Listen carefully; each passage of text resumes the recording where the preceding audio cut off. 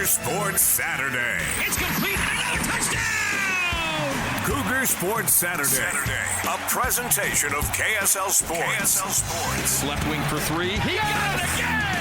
BYU Sports Talk by Cougar fans for Cougar fans. Here are your hosts, Mitch Harper and Matt Baiamonte. On Utah's legacy home of the Cougars. KSL News Radio, 102.7 FM and 1160 AM. Good afternoon, Cougar Nation. Welcome on into Cougar Sports Saturday. Mitch Harper, Matt Baiamonte coming to you live from Broadcast House in downtown Salt Lake City, Utah. It was an eventful week for BYU basketball. As the Cougs played in the Big 12 tournament, we'll recap all the action, what transpired down in Kansas City. BYU spring football, we're going to have defensive coordinator Jay Hill joining the program live after BYU spring practice coming up a little bit later this hour. Then, of course, Selection Sunday is tomorrow. We're going to learn where BYU goes to the NCAA tournament. So much to get to, Matt, on this jam-packed Saturday. Another jam-packed Saturday. Every Saturday in the world of BYU is jam-packed. And, of course, we'll start things off with what happened down in Kansas City. The leadoff. A look at the stories making headlines right now. It's time for the leadoff on Cougar Sports Saturday. One win against UCF, and that was followed up by a blowout loss against Texas Tech. BYU 1-1 in the Big 12 tournament. Let's start things off, Mitch. Maybe macro view. How did the Big 12 tournament feel when sizing it up to what BYU was in for the past decade or so down in the WCC? Oh, it was a big-time event. It was many reminders that, hey, we're not in Kansas anymore, like the Wizard of it was. No, I was in Kansas, but it was not the WCC anymore. This was the big time, and this was a big stage. And we'll get to a little bit later this show in hour number 3. Brett Yormark laid out the future of the Big 12. He's very bullish about it. But that tournament in Kansas City, it's a big-time event, and it's just so much fun. And there's this Power and Light district across the street from T-Mobile Center, and these pep rallies, the fan bases, they support their teams, and they love college basketball. And then you get some Kansas City locals as well who just love sporting events and love college basketball. It makes for a great week, and the Big 12 is a class operation. The treatment they gave to the media, we get to go to the post-game locker rooms and talk with the players and kind of get a next-level insight that you just don't typically get from your standard, podium press conference. It was a lot of fun. And to sit courtside and get to witness it all up close, I had a blast. It was so much fun, and I think any Cougar fan in the future should make it a bucket list item to go to the Big 12 tournament because it is a high-level, competitive, just entertaining event. The game, though, against Texas Tech was not high level and not an entertaining event. 81-67. Here's what head coach Mark Pope had to say about that game against the Red Raiders. We were disappointed with how things went. Certainly disappointed with the outcome. Sometimes you're out on the court and it feels like it's so hard to make progress. And there were a number of statistical reasons for that, but it was a really frustrating night for us. Did that game against Texas Tech change how you feel about this BYU team in the NCAA tournament coming up next week? A little bit, because I thought that was one of the worst performances of the season from this team. They were not competitive at all. I think one of the calling cards of this BYU team is that they will be in it down to the finish, and they were competitive as far as the fight, the resilience, and that was great to see that they got it down to 7. But there was never a point in the game where I felt like BYU was going to win. Yeah, even when they got it down to 7, I still felt like this is still a big uphill battle to fight, and I was just stunned at how BYU kind of got punched in the face, and in a game where there was a revenge opportunity, and Spencer Johnson admitted that, BYU came out flat. Yeah, that's something we talked about just barely as a team. They came out really aggressive. We came out a little bit flat. And that was maybe the frustrating part was we just didn't set the tone early in the game like we should have. And like Coach said, just trying to play catch-up the whole time. It raises questions too, Matt. That's why going into that Big 12 tournament, you wondered if BYU's heart was in it to actually make a legit run to go win the Big 12 tournament. There's a lot of debate out there about what's the purpose of conference tournaments in the grand scheme of things. Does it really help these Big 12 teams? No. And I think that because BYU knew they were comfortably in the tournament, they're going to be an at-large bid next tomorrow in the NCAA tournament. Was there anything to honestly gain, and was there much desire to make a run? You wonder if that played a role in BYU's thought, like, hey, we got the one win, we avoided an embarrassing loss to UCF, now let's move forward. It certainly played a role, Mitch, in Ali Khalifa and his availability in that second half against Texas Tech. Here's what he had to say about missing the second half against the Red Raiders. I think I was running back. I just rolled my ankle, turned it around, my right ankle. So it's pretty swollen. So me and athletic trainer talked about it and just decided not to play because I was limping. So it was just hurting. That's why I didn't play today. So. They were getting killed, and there was nothing to gain. Like, you win a Big 12 championship, that's nice. Where does that put you? 3, probably 4 in the NCAA Probably tournament? 3. Yeah. They would have won this tournament, yeah. And look, a 3 seed in terms of percentages of advancing in the opening round, it is much higher than 5, but still, you're going to be a high seed in the NCAA tournament, and that's ultimately what matters. And that's why I think, even though the way that they lost was not encouraging, but this was the outcome that I was expecting, and I'm comfortable with. Beat UCF, solidify yourself as a 5, worst case. I'd argue they can't be lower than Kansas, in my opinion. They finished better in the regular season than Kansas, and they looked better in the tournament. Like, I'm looking at Lenardi's bracketology, and we'll get into this more later, Mitch. He's got Kansas as a 4. I'm like, are you kidding me? That's entirely based on the name, and has nothing to do with the way the teams are playing currently and the way that they're trending. Like, BYU is still in a better position than Kansas. So I'm okay with the way it played out. And I think to your point with Khalifa, and hey, it was just like, you know what? We're better off probably going home, resting up, fine-tuning a few things. The thing that was discouraging to me, though, Mitch, was that Texas Tech was without Warren Washington. You tweeted this out pregame before. You did a great job down there in Kansas City with your coverage on KSLSports.com. He was in a boot. He wasn't available. There wasn't a size advantage for Texas Tech, and they got blasted on the glass. At the end of the day, it was only +8. It was plus double digits for the majority of the game. That is not BYU basketball. And if they won't rebound when they're not shooting well, they will lose quickly in the NCAA tournament. And that was just a concern that, hey, even though you're not shooting it well, compete, hit the glass. Like, they were getting out-rebounded by guards, for heaven's sakes. So that was discouraging, and I do think it's correctable because it's effort-based at the end of the day, but I didn't like that part of the performance against Tech. And I think it's a great point that you bring up on the rebounds, because not only does BYU want to have its identity tied to the three-point shooting, as part of that, they get a lot of offensive rebounds off long bounces, and that's why they also commit to the three-point shot, is because it lends itself to opportunities for offensive rebounds. Texas Tech cleaned up on that, and that was surprising because everyone on Texas Tech was 6'6" or under, and BYU could not take advantage in the post. I thought Foose was going to have a huge game against Texas Tech with Warren Washington out. That didn't happen, as you know. And I thought Williams got banged up. He was hobbling around. And I thought, team guy. I thought too that Jackson Robinson is a guy. You think back to the TCU game, and Mark Pope brought it up in that TCU post game. It was that comeback win in the Marriott Center a couple weeks ago. Jackson Robinson was attacking with violence to the rim. Texas Tech took that away completely, and I thought that was something that stood out too in this game. It was just a poor performance. And look, I think that all Cougar Nation out there listening would probably say, if you're going to have the absolute disaster performance, have it in that spot. For sure. But I think what bothered me too was that it was against a team that you wanted to get revenge against.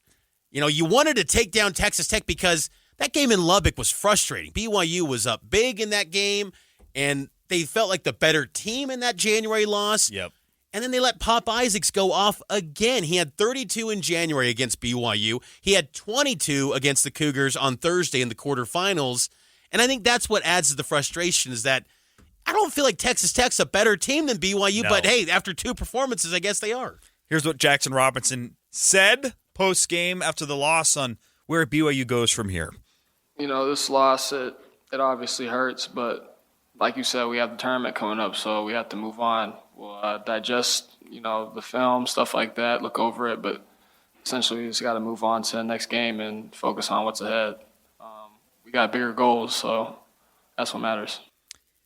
And that's the right approach, and there's enough time between that loss and the tournament that I think they will move on. One thing about this BYU team is they have done a great job this year after bad losses of bouncing back. And so that's an encouraging thing. But at the end of the day, Mitch, we've said it all year long, this team lives and dies by the three. And it's fine when you aren't shooting the three ball well. Unfortunately, all season long, you're 0-8 when they're sub 32%. They haven't been able to keep the energy up defensively. It feels like if the three's fallen, this is a good defensive team. If it's not fallen, you're seeing coverage breakdowns and sometimes lack of effort. So that's also a little concern is, hey, can you reverse this trend when the three's not falling? Can you crank it up on the other? Because you look at Houston and Iowa State that'll be playing in the Big 12 championship later today. When they're not shooting it well, it doesn't affect the other end. They still lock you down. That's not the case with this BYU team. It's not. And BYU, I think it was clear as day that it rattled them against Texas Tech. And then on the other end, Texas Tech was hitting some tough shots. Yes. And then when that happened and BYU, you pair it up with BYU missing threes, then there was the meltdowns, and then Texas Tech would go on its run. I love the fact that BYU showed fight in the second half and just didn't quit completely. But still, it was too little too late, and BYU has to get back to the drawing board and correct some of these mistakes and not let this happen again because, there's pressure next week, and we'll dive in more to the bracketology forecast and what lies ahead for BYU as Selection Sunday takes place tomorrow. But they can't be a team that has an early exit because this is no longer a team where you get pat on the back for exceeding expectations. You've proven that you're one of the better teams in the Big 12 Conference this year. You were one of the, nationally ranked teams throughout the entire season. There was only 4 weeks this year where BYU wasn't in the AP Top 25 poll. I would expect they're still going to be in the poll coming up on Monday for the final AP Top 25. So this is a very good BYU basketball team. That's one of the best in the nation. You don't want to let a dud happen again in the NCAA tournament because everyone, even if the names aren't, the marquee brands, whoever you draw in that tournament is going to be a good team that was either a conference champion, a high-level Power 6 team. It just doesn't matter. You're going to face someone good, So you better bring your A game. If you have any sort of slip-up like you did against Texas Tech where you're not ready to go, you're going to get embarrassed, and that would be a poor way to end what's been such a fun season for BYU. Let's take our first break. Mitch, on the other side, we'll put a bow on the Big 12 tournament, some macro-level views and thoughts on what happened down in Kansas City, and then at the bottom of the hour, we'll switch gears to football. Defensive coordinator Jay Hill joins us live from a practice they're wrapping up right now down in Provo. We'll have him a little after 12:30. Stay with us. A long way to go here on Cougar Sports Saturday.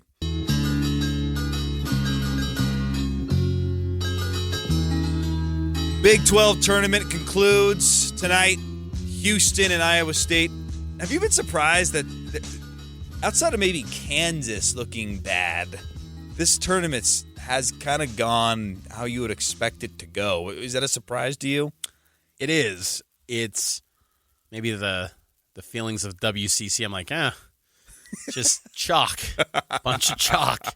That's all it is. This just reminds me of the Orleans. This is the one thing that reminds me about the Orleans and the WCC tournament is that a lot of chalk. And that's what happened in the Big 12 tournament. It was the first time since 2018 that the top 4 seeds were in the semifinals. And then, of course, as you noted, Houston, Iowa State advance to today's championship game. Tip-off will be at 4 o'clock as the Big 12 crowns its tournament champion. And, Iowa State, man, they bring a ton of fans to that tournament. It is truly Hilton Coliseum South in Kansas City for Iowa State in the T-Mobile Center.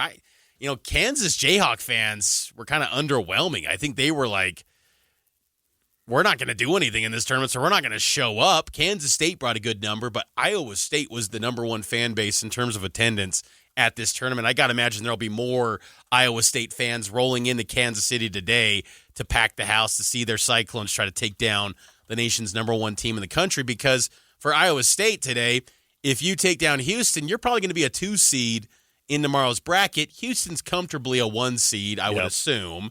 And but the Cyclones have a lot to gain, because there's a big difference between a 3 and a 2 seed in the NCAA tournament as far as history goes and success rate to get to the second weekend. So huge game for the Cyclones, and I would say they're probably going to come away victorious, because it's going to feel like a road game for Houston in that one. That's a great point.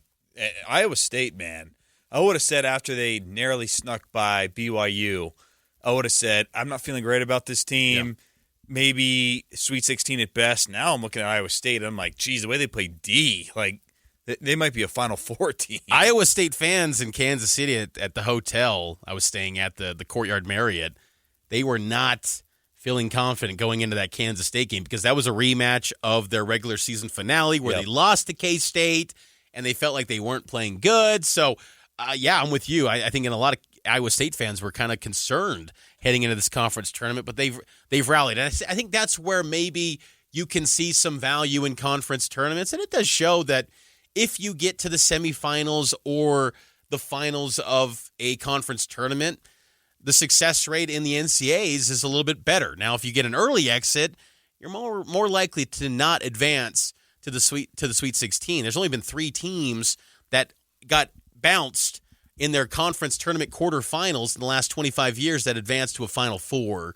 So the odds are stacked against BYU to make a really historic run in the NCAA tournament, but that's why you got to play the games. And this tournament, as we saw last year, it was crazy, and I think college basketball is prone to some craziness again this year, because even though Houston is outstanding, I think Purdue is really good as they're tipping off right now in the Big Ten semifinals.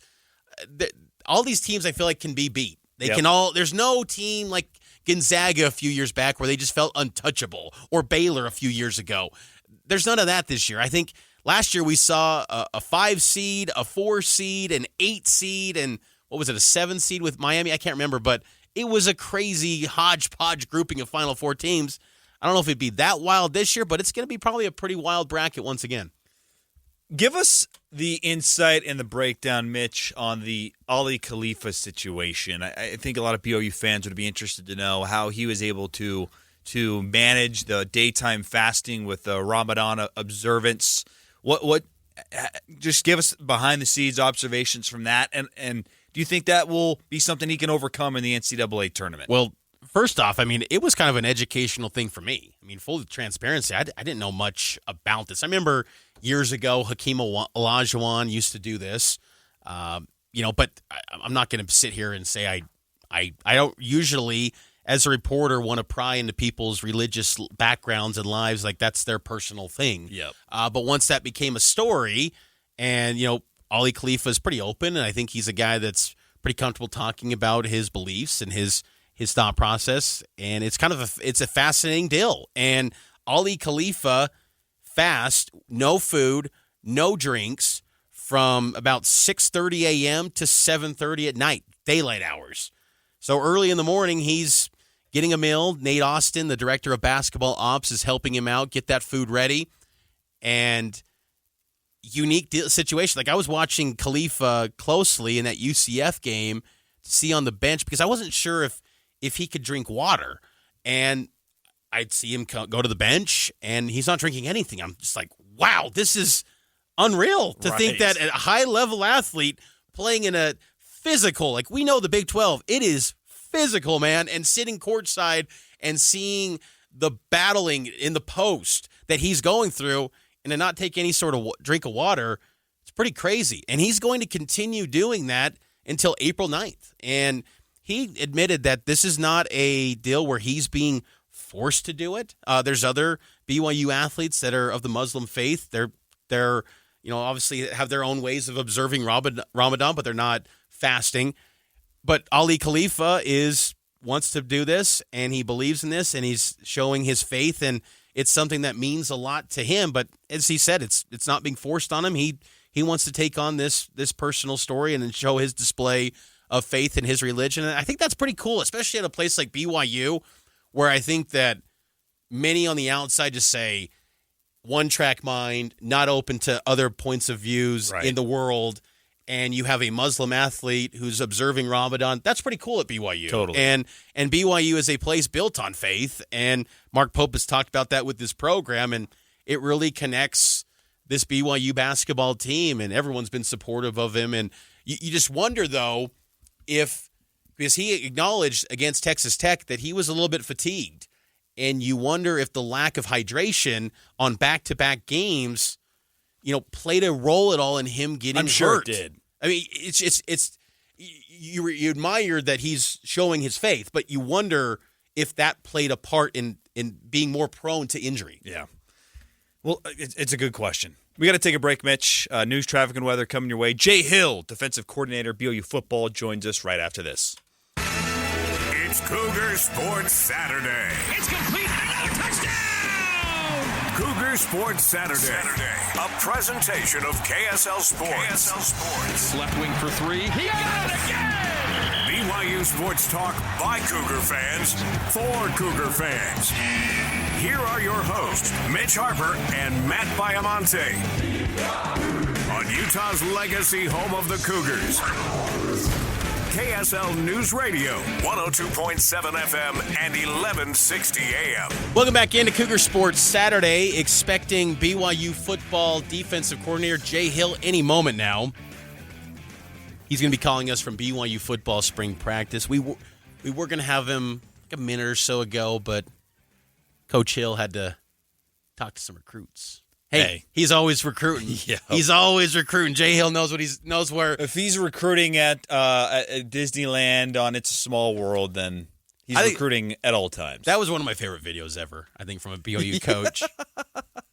Credit to Jay Hill's daughter for posting that on TikTok. Just search Jay Hill Disneyland, and yours truly wrote a byline about Jay Hill working in Disneyland, so you can go look that up. But yeah, Jay Hill momentarily going to be joining us live from BYU football spring practice. While I was in Kansas City at Big 12 tournament, you, Matt, were at BYU football spring practice. What can you share from the observation period at spring practice at the IPF this week? Yeah, a couple takeaways from that. I thought Chase Roberts looked fantastic. He had just a piece of art in terms of route running, where it looked like a double move, and then at the top of the second move, he then came back, and Gary Bohannon found him with a 2-foot toe tap right on the sideline. Good intermediate throw, too, that was encouraging to see Gary make, because there's been times where those intermediate to long throws have been iffy in terms of accuracy. That was right on the money from Gary Bohannon. Miles Davis is another guy, too, that continues to impress. He got some heavy workload in the red zone. He had a nice TD run. It was full pads. They were tackling, or he plowed someone over into the end zone. So the running game continues to be a heavy focus. The quarterback battle, you're still seeing glimpses from Gary and from Retzlaff where it looks like, hey, maybe they're taking a step forward, but then it's not always consistent. But offensively, it was nice to see some good intermediate throws completed. The wide receiver group looks deep. There were some guys notably absent from practice that I thought was interesting. Reiner Swanson, who's been making waves, he was not dressed, not practicing. Ephraim Asiata, same thing. He had a bone-crushing hit, a week ago now. He wasn't there. Maybe that's precautionary. It's spring football, right? So there's no need to pretend like you're getting ready for a game. If someone's got some nicks and bruises, hold them out. You don't need anything catastrophic, but Miles Davis is probably the story for me. I just feel like he's really emerging as probably RB2 and someone that's going to see a lot of time in this offense. That's a good development for BYU because they need depth at that running back spot with Hinckley Rapati out in spring as he continues to recover. He'll be good to go, I would expect, for fall camp, but still, that's a long period of time being sidelined. So you need two proven guys. You probably ideally need three coming out of spring ball. I know they love Pokaiawa Hounga and then Jovesa Demuni. I think Honga's more likely to earn playing time this fall, and I think he's shown good burst moments this season during spring practices. He's looked pretty good. I just think the big question I feel like for this BYU team, Matt, is that I still am very nervous about this group reaching the postseason. I want to see a little bit more from this team in spring ball in the final few weeks of spring practices. that make me feel like, okay, they're going to get 6. And look, that's a low bar, and I kind of hate ballparking it at that because I just feel like BYU football, there's a higher standard. I know you jump to the Big 12, and it is a big jump, but still, this brand shows over 50 years they win at a high level. I always point to it, but 8th in wins over the last 50 years in college football. BYU football knows a winning style of play, and it's a little bit frustrating that BYU is kind of now suddenly in this, get to 6 mode. I would love it if they blow everyone's expectations out of the water like basketball did, but I think it's going to be an uphill battle. I think that the quarterback position to me is, quarterback battle is somewhere where they've got to improve, and I wouldn't mind getting a post-spring addition at the quarterback spot, but BYU is in a spot where they just got to continue to improve. And here's the thing that's hard too with spring football, Mitch, is it's hard to get a sense for what these quarterbacks are capable of. And your eyes would tell you, there's not consistency there. How's that going to translate to the fall? But there's still a lot of work to be done. And Bohannon and Retzlaff have shown at levels beyond high school football that they can get the job done. And we just need to see it come the fall when the lights are on. And that's what spring football is hard to predict in that sense, just because there's a lot of developmental work. There's a lot of getting some of the new players and faces up to speed, getting them ready for fall camp, installing maybe tweaks to the systems. So there's a long way to go for this BYU football team. But it's nice you're looking for flashes in spring football, and we've seen flashes from a lot of guys. I've already talked about Miles Davis. I've loved what I've seen from Chase Roberts. Defensively, too, Ephraim Asiata is a guy who maybe doesn't break his way into a starting role, but he's been playing so well and been making waves. You wonder if this guy, as a freshman, can come in and be a situational player, which would be huge, especially considering defensively how this group needs to improve regarding pressuring the quarterback. So there's a lot of interesting facets going on with spring football. But right now, we got to get out to the phone line and bring on the defensive coordinator, Jay Hill. Jay, thanks for joining us after practice, man. We appreciate it. Heck yeah, Mitch, man. How are you guys? Oh, man, we're doing great. We love talking football with you. Let's start things off with Jack Kelly. How were you able to get him to BYU, and what's he going to do for this defense? Well, Jack's a great player, super strong. He's got great speed.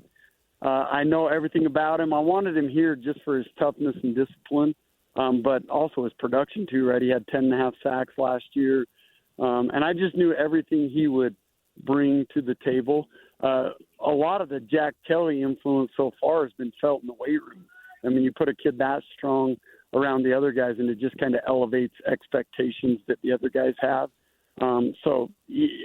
Like I said, I knew everything about him. We're super excited about having him here. You bring up the weight room, Jay. I'm curious, has there been guys that have taken big leaps forward in maybe their look, their build, looking more like Big 12 players? Because that was an area where Kalani wanted to see, some guys add some extra weight. Have you seen some individuals that feel like they've taken a step forward physically that look the part of more Big 12 players?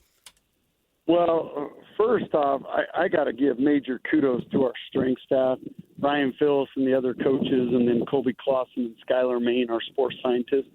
I think those guys have done a phenomenal job with our players. So if you say, hey, who are a couple guys, there's probably 50, 60 guys that look considerably different than they did last year at this time. And I think if you come to practice, you see that just the off season they just had, I think, made a huge difference in their physical preparation. And those guys did a phenomenal job training them to this point. And the cool thing is we got one more huge off-season section to go through after spring ball. We touched on Jack Kelly and maybe going a little deeper into that linebacker room. Ben Bywater not playing in the spring, obviously coming back from injury. But who are some other linebackers in that group that are pushing for playing time this fall? Well, I've mentioned in the past Isaiah Klasker, his physicality and length shows up. Ace Kafusi has done a lot of good things. Harrison Taggart has done a lot of good things. I mean, there's a lot of guys in that room that have played a lot of football. Sialia Sarah is one that we think will be really good, but he's coming off a foot injury, so we don't have him or Ben right now. Bottom line, we get to fall camp, it's going to be a war. It's going to be a battle to see who's going to get the most playing time out of that group. What was the structure of practice like today, Coach? Was there a little bit of scrimmage involved, or what was kind of the setup today? Yeah, today was almost all scrimmage. We did a bunch of special teams early, a lot of scrimmaging, and then we did a little bit of special teams in the body, and then just finished with the scrimmage. It was all live, and a lot of really important, good work today that we needed. You know, we had to come out and be physical, and I thought today was a pretty physical practice, about as much as you can do in spring. And with the physicality, I think a lot of people would point to the trenches. Where do you feel that group is right now through 3 weeks of practice and spring ball? Where do you feel like that defensive line is at the moment? Well, I think that Batty, Blake Mangelson, Logan Latui, those three guys, Isaiah Banya, really four, those defensive ends have proven we can win with them. They have actually all improved their, physique, their strength, where they're at right now. So I think that group looks pretty good. The D tackle group is inexperienced right now. We've brought some talent in that I think is going to flourish here at BYU, but we need to see that group continue to step up, like a David Latu, Tui Saili, those guys. John Nilsson is a guy that's played a lot, and he's playing very well right now. But we need some other guys to continue to step up and show that they can be what we need them to be inside. BYU defensive coordinator Jay Hill joins us right now. What brings you optimism, Coach, that group you just touched on will be able to produce more production when it comes to sacks and pressuring the quarterback this fall? Well, I've seen it already in practice, and I think the physicality of both the O-line and the D-line right now has gone up quite a bit. I think TJ Woods has done a phenomenal job since he's been here with the O-line. Just practices are very physical, and you better bring it every day or you get your butt kicked. And really that's how practices are supposed to be right now. That gives me optimism just to practice them better. If you look at some of the guys we just brought in, I see a little more twitch. I see some physicality. And then we have 2 or 3 guys that are still going to join us in the fall that aren't here yet that will continue to push that group. So I think competition is what brings out the best in everybody, and there's a lot more of it now. Talk with Jay Hill here for a few more moments here on KSL News Radio. One of the players that I think often gets a little bit too overlooked in the Big 12 is Jacob Robinson. He was an outstanding player for you guys last season. What's maybe the expectations you have for Jacob and that cornerback room this year? Well, I've seen Jacob make huge strides just in technique and what I'm asking him to do and what Coach Gilbride's asking him to do. He's stepped up in his leadership roles. He's a BYU guy through and through, and we flip and love him, and I love the way he competes. Now, we're being smart with him.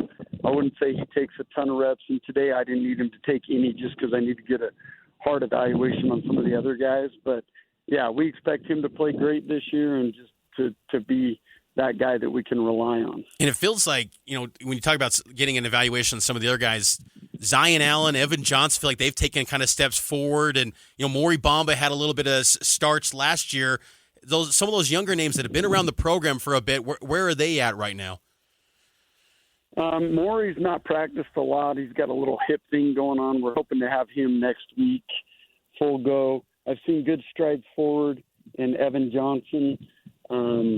We got Trey Alexander has done a lot of really good things this spring, and I think he's going to be phenomenal. And then we need to get guys back healthy. Marcus McKenzie, I think, has a shot to be really good.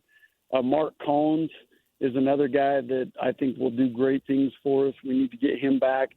Bottom line, that corner group's been a little banged up, and we need to get guys back to get to full health on what that group I think can be. Right now, we're not where we need to be yet with them just because of injuries. Jay, you played a lot of safeties last year, unfortunately, due to injury. How do you work through that large safety room and maybe paring that down to guys who will be ready for the fall? Well, that's been difficult. We got a lot of guys in the room. There's tons of guys that have played. I feel like I can win with all those guys, and really I need the cream to rise to the top. And I think they are.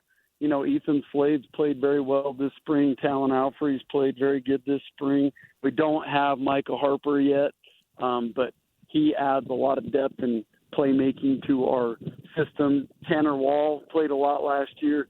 He's not been fully cleared yet, so we get him back. And then all the while, you got a lot of guys starting to step up and make plays as well. Like Raider DeMooney looked really good the first couple of practices. Tommy Prassis has really come along for a true freshman that should be in high school still. That guy looks really good. So bottom line, there's going to be a ton of competition. We add Faletau Satawala to that group in the fall, and then Matthias Leach too. So that's kind of what has been the theme all along. We got to continue to add great competition, and the best guys have got to compete to make sure that they solidify themselves as starters. Jay, it's last thing for you. It's been cool for spring practices to see one of the guys that used to work with at Utah. He's been helping out now at BYU, Gary Anderson. What role is he helping with this defense? Well, we brought Gary in as a consultant. He wants to be around the game. He loves the game. He's a phenomenal teacher, and he's a great just person to be able to influence these young men. And so when I had the opportunity to say, can Gary come to practices and consult and help, I was all for it, obviously. He just brings another set of veteran eyes. You guys know my relationship with him. I trust the heck out of him. I know Kalani and A-Rod do too. But he just brings one more veteran set of eyes to what we're doing that can help really influence the success we're having. That's Jay Hill, BYU football defense coordinator. Know you're busy, Coach. Appreciate the time, and we'll see you in the practice fields here soon.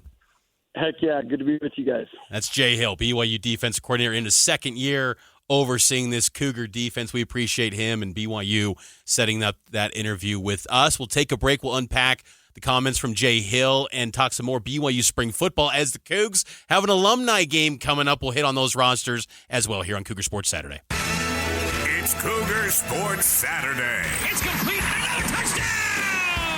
Cougar Sports Saturday. A presentation of KSL Sports. Left wing for three. He got it again! BYU Sports Talk by Cougar fans for Cougar fans. Here are your hosts, Mitch Harper and Matt Baiamonte. On Utah's legacy home of the Cougars. KSL News Radio, 102.7 FM and 1160 AM. Welcome back in to Cougar Sports Saturday. Just had Jay Hill on the show. That was great stuff from him. But we're not gonna stop there, Mitch. We got more BYU football coaches on the program. While Mitch was stuffing his face with Big 12 eats earlier in the week, I was back here, ground zero for BYU football, chopping it up with some coaches. Myself, Jay Katch of the KSL Sports Zone. We had a chance to catch up with Kevin Gilbride, the new tight end coach. And let's get to it with Coach Gilbride. What's it like being back in Provo, Coach? It's been good. I've enjoyed for a number of reasons, but the people that I'm working with are tremendous. So like guys that I've played with and then the guys that I've met that are on staff that I didn't necessarily know beforehand are great. Good people, they care about ball and they're smart. So they're fun to be around. And then my position group's tremendous as well as far as their work ethic and what they're trying to get done. They're challenging themselves, which I'm challenging them, and then they're embracing it and not turning anything away, turning it down, putting their bodies in challenging, difficult positions, and even failing at times because they know that if they continue to do that, they'll grow. And it's been fun to be a part of that. Now, this is a position group that's been dominated the last 4 years by Isaac Rex. I don't know Coach Isaacs, but what do you feel like the opportunities for all of these guys in the room to go out there and kind of establish themselves after his departure? They all have an opportunity, and it's about putting the player in to maximize what he can do, and then also to be able to challenge the defense and have multiple guys on the field at one time. Threatens them. They don't like it when you can run and still throw the ball down the field when you have multiple tight ends on the field. So there's a lot of opportunity out there for our guys. Are you pushing for 13 personnel at some point? 13, 14, as many as we can get. No, I'm joking. Coach Fessy wouldn't enjoy that. He'd probably have something to say. Yeah, sure. yeah. I wanted to ask about Keanu Hill, obviously, making the transition to tight end. How is it going from your perspective? He's right where he should be. And what I mean by that is he's growing every day and getting better every day. He's a bright kid, number one, and number two, he really works at it hard. So he's developing right where he should be at this point. I also want to ask about Reiner. He's a guy that people have been excited to see, four-star freshman, all that stuff. We've seen him on the field out here. How's he doing? He's doing great. It's a really challenging situation for him because he didn't have the base and knowledge of the offense that all the other tight ends have. So he's kind of being thrown into the fire. So the mistakes happen, but they're going to happen. But rather than him going in the tank and being upset, he doesn't, because we're encouraging him. Like, Reiner, we understand how challenging this is. He just lets his body flow. And when he does that, he really can take over a game. And you've seen that just by watching some of the practices. Very explosive player. So he's got to continue to grow, but he will. Jackson Bauer's similar situation. He came in last year. I think a lot of people were looking forward to seeing him on the field. He didn't see much time. How's he looked so far? He's looked good. Again, they've all had their mistakes, but they're all working very hard to improve daily. So they're all doing a nice job. Now, you're one of the rare guys. You hear all the storylines about these coaches escaping college football and going to the NFL. Right. You're going in reverse here. Correct. What's it been like? It's been good. There's a lot more different jobs in college that you have to, master. And so I'm still working, like I say, my guys are working to improve. I'm working to improve at all those other jobs.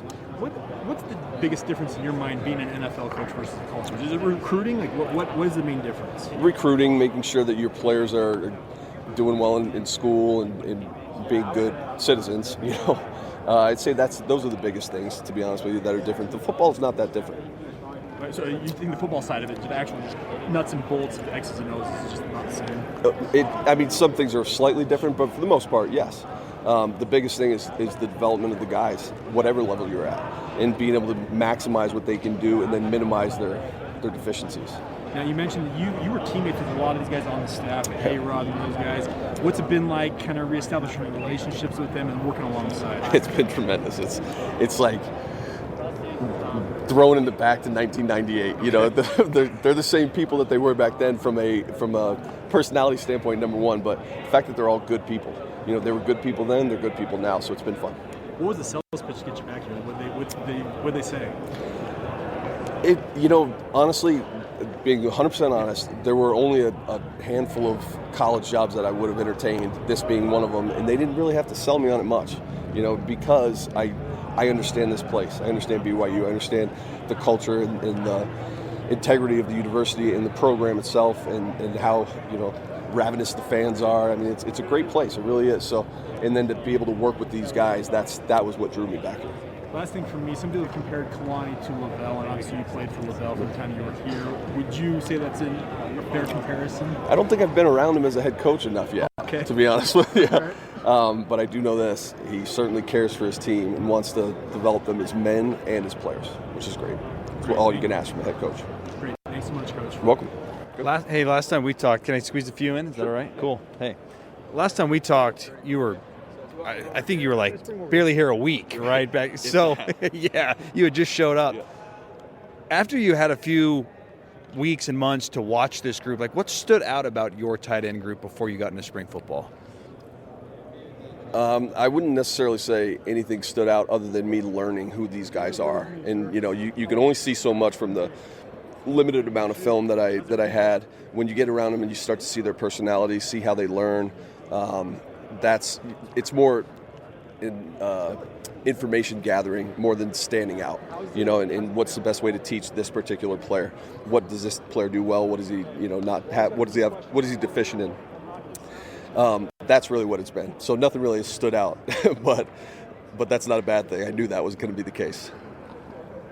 How do you evaluate your group after 2 weeks and change of spring football? How are they coming along? I always talk about having a growth mindset, and I want them all to have it. And right now, they all have it. So their whole focus right now is to improve, and to get better. So I'm very happy with where they're at. But that being said, that could go by the wayside very, very quickly if they don't continue day by day to have that approach. So that's also what I preach. In a perfect world scenario, how many guys would you like to be playing in the fall? All of them. No, I'm joking. That's a lot because you have a big room. Right. Well, I do think this. I do think it's a talented group, and there's a lot of areas on the football team where they can help, meaning special teams, different personnel groups on offense, things of that nature. How challenging do you think, we talked about Reiner earlier, but how challenging do you think it is for a true freshman to come in and contribute in that first year? I think he's given himself a leg up having to take some of his lumps right now. So he'll have a base of knowledge that he didn't have going into the fall that he's gaining as we speak. So I think it'll be less of a challenge for him than it would be a true freshman who doesn't have this opportunity to go through spring ball. What do you think is the strength of your group right now after a couple weeks in spring ball? That we're very versatile, that we have a lot of guys that can do a lot of different things, and that can only help your football team. One of those guys that brings versatility, Keanu Hill. How's he coming along on the blocking side of things? We know he's coming from receiver. He's a good route runner, capable of making all the plays in the pass game. How's he doing on the run blocking side of things? He's exactly where I want him, meaning like he's continuing to get better every day because he certainly has that growth mindset that we talked about. How important is it for all of your tight ends to be able to run block as well as run all the routes? It's incredibly important to be able to do a few things exceptionally and then be able to do enough of the things that you're deficient at. So some guys are better route runners and pass catchers than they are blockers, but they certainly need to be able to cut off on the backside of zone or arc block and block on the perimeter. So it's very important for them to be able to do both. Last time we talked, we went through your illustrious time in the NFL. What stuff can you bring from the NFL that can apply here at the college level, maybe from a technical perspective? I think being able to show them on film our guys doing it from the NFL, the things that I'm teaching, and then I can show them the drill tape of my former players doing it from the NFL, so they can get an actual visual of what they're trying to get done. There might be a few things that you teach schematically or technique-wise that are a little bit different, but most of those are just tweaks. It's not a big issue. But being able to see somebody do it on film after they've been taught by the guy that's teaching you, that usually helps. Speaking of technique, how much emphasis is put on technique in spring football versus getting up to speed with the entire offense? It's a mix. I mean, you really want to be able to focus on technique, but then on the other side of things, you want to be able to push the envelope from a formation, personnel, motion standpoint to stimulate their minds, number one, get them thinking, but also to put some pressure on the defense. A few more things for me. We're here with the tight end coach, Coach Gilbride. What do you think is going to be important for this group? I'm talking big picture. Obviously, there's still some spring football, but what are some long-term things that guys need to work on before day one in the fall? Well, each guy's a little bit different. So, again, there's going to be some guys that need to understand how to create separation from a tight man defender in the pass game, right? There's other guys that need to work on their initial departure angle footwork in the run game. There's guys that need to work on finishing more, on finishing better. So for each guy, that's kind of specific to them, to each individual. Last thing for you, you mentioned that this is one of the few college jobs that you would have left the NFL for. Besides the university and your history with the university, what else do you think makes BYU a unique place for a college athlete to come play? I don't have a good answer to that question other than, I don't want to answer the way that I was going to, but I would say this. It's unique because of the players. It's unique because of the humans that are in this organization, within this university's football department. That's what makes it special. And then you certainly have everything that BYU has to offer with the beautiful mountains and the wonderful school and the wonderful education. But when push comes to shove, it's the people, right? And their dedication to their craft and their dedication to their other teammates. There you go. Tight end coach Kevin Gilbride, BYU tight end coach. Good to chat with him and that group. A lot of unknowns there, and it'll be fun to see how that unfolds throughout spring practice and then into fall camp. Taking a break. On the other side, we'll keep talking some BYU football. Here, it's Cougar Sports Saturday, powered by KSLSports.com.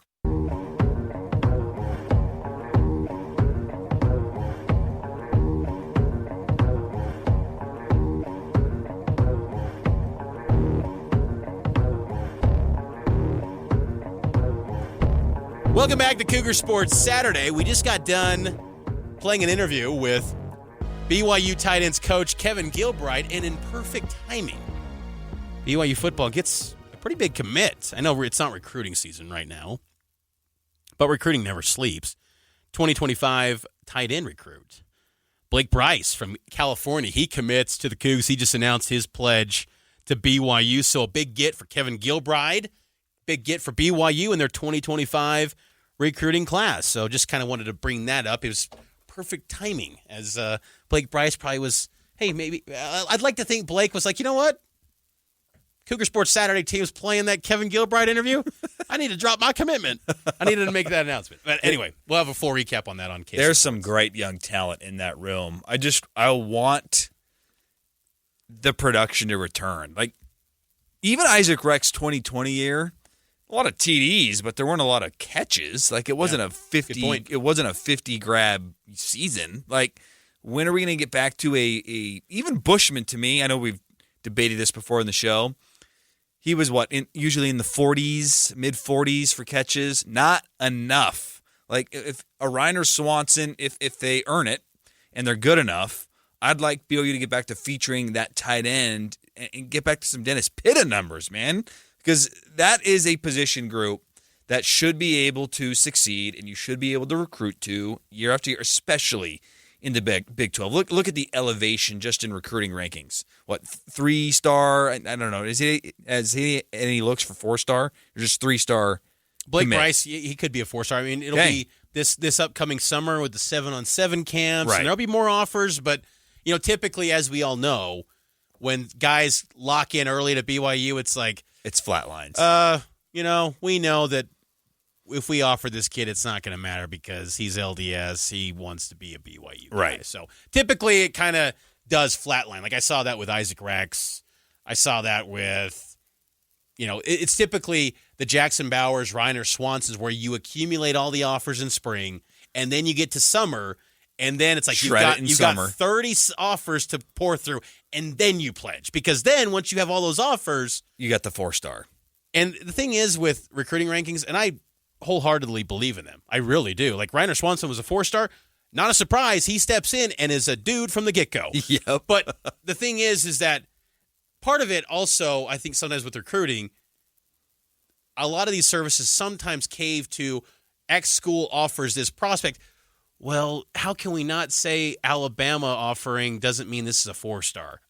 It doesn't happen with every recruit, but to me it happens too often where, Texas offers, and it's like, well, we might need to bump that up a bit because that's Texas. It's like, that doesn't matter.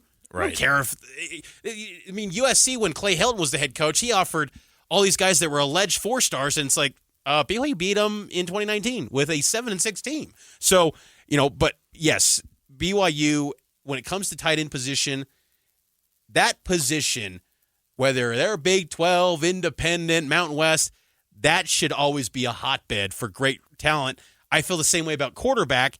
Quarterback's a little bit of a dip year in terms of the high-end prospects. We'll wait and see how it all plays out in the fall.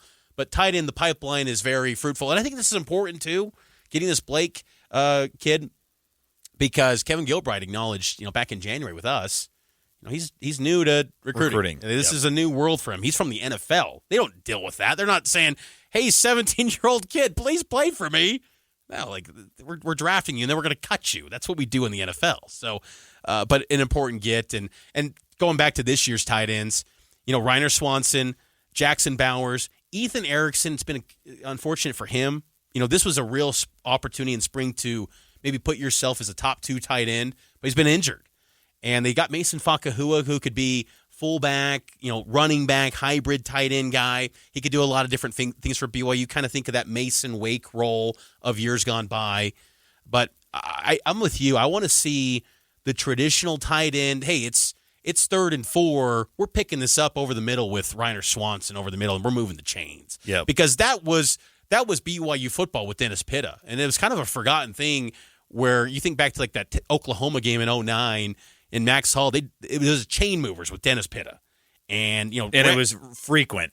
9 grabs, 10 grabs, constant 4 to 11-yard routes, just dink and dunk. I want to see more action for the tight ends because I feel like that position group always has maybe the biggest depth in terms of number of depth of like high-quality recruits.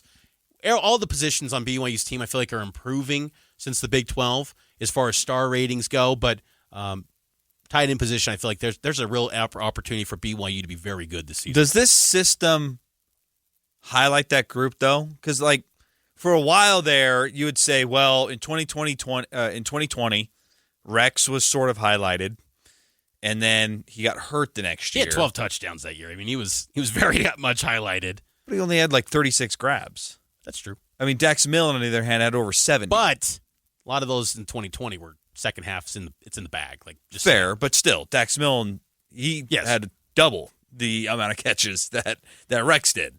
So you just wonder if it's scheme, because then Jaron Hall comes in and not a lot of grabs for Rex, and then last year not a lot of grabs for Rex, and then going back to the Matt Bushman days, we're wondering why aren't we featuring him even more? So I kind of wonder if the scheme is not tight end friendly in terms of volume of numbers. And if you win games, it doesn't matter. But last year they didn't win enough games, and that's when you start to wonder, hey, can there be something done here to highlight some of those dudes? And you look at this year's group, I think I could be wrong, and I want to be wrong. I want to be clear on that, Mitch. To me, this feels like we're looking at situational tight end group again. Pass catching situations, Keanu Hill.